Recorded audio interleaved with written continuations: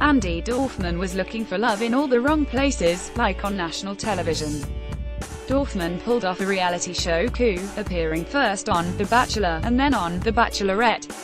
While each featured plenty of manufactured drama, Dorfman delivered plenty on her own. Having sex with two finalists tends to do that. Dorfman wound up engaged to one of them. It lasted 7 months and produced her first book, the best-selling It's Not Okay. Her latest effort, Single State of Mind, arrives Tuesday. She's still looking for love, although by now she's narrowed her search to the men of New York, a city complete with its own complications. Dorfman shares, or overshares, all of it, as she finds an apartment in the West Village, darkens her wardrobe to Manhattan's all-season black, develops a new group of girlfriends and plunges into the dating pool. Much has been made, after an excerpt ran in a magazine, about her decision to freeze her eggs. At 30, with no true contender for a father of future children in sight, it's hardly a surprise. Far more revealing are her accounts of boozy nights on the town. It's a nightlife scene where clubs are filled with thirsty girls.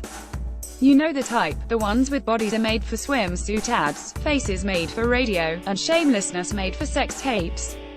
One evening, after many hours of drinking, she leaves the club with a cute guy. Soon they're in a hotel room, rolling around the bed in various states of undress. When he popped the question, it wasn't the one she expected. Mike Coppola, Getty Images portrait, he asked her rates. Dorfman grabbed her clothes and fled. It was the first time I'd ever felt dirtier than the grimy leather seat of a yellow cab, she says. As her taxi sped away, I gazed out the window as one word flooded my mind. Hooker. He thought I was a f***ing hooker. Far from working in the oldest profession, Dorfman inhabits one of the newest and strangest, that of an instant celebrity, making a living, attending events that I really have no business attending, and getting paid to post on social media. And she's parlayed that fame into the books. It wasn't like Dorfman didn't have a life before the single rose ceremonies. An assistant district attorney in Fulton County, Georgia, Dorfman first left Atlanta to become one of the many vying for The Bachelor's attention. She quit mid-season and returned to work. Later, she quit the law and starred on her own season of The Bachelorette. Michael Stewart, Wire Image. The new book begins with Dorfman leaving her family in Atlanta for a move to New York City.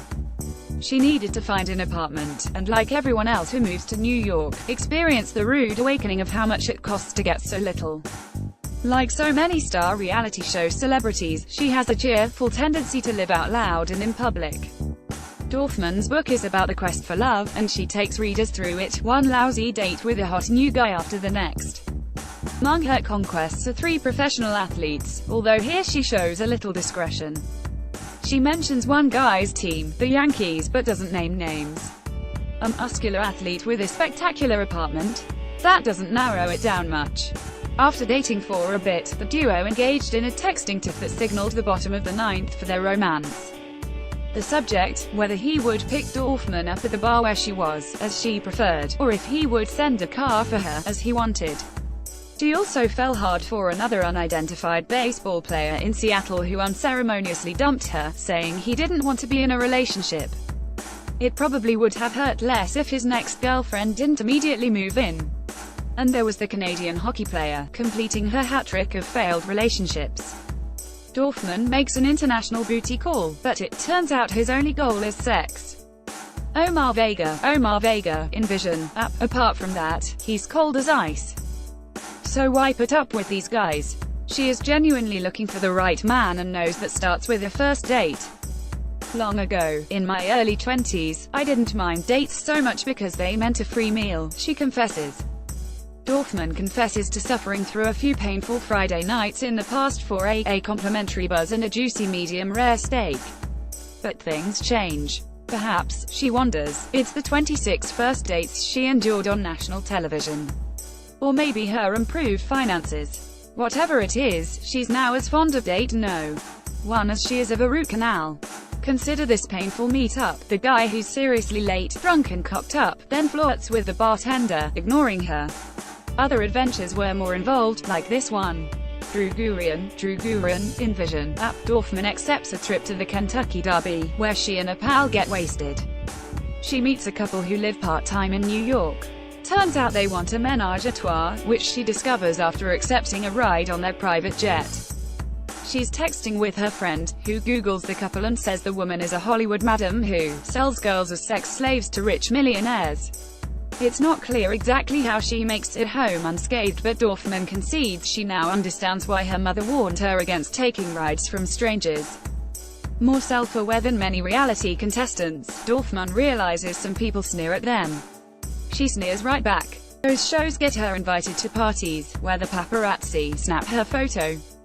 She's outraged when people snub her, like the Fashion Week publicists who won't give her a free ticket because we don't really do reality television stars. Who do you think is buying your S? Dorfman counters. People who watch reality television. She then went on a tear and ditched all of her Olivia James apparel, even though she liked them. Although Dorfman was invited to other shows, she later admits that Fashion Week isn't all it's cracked up to be.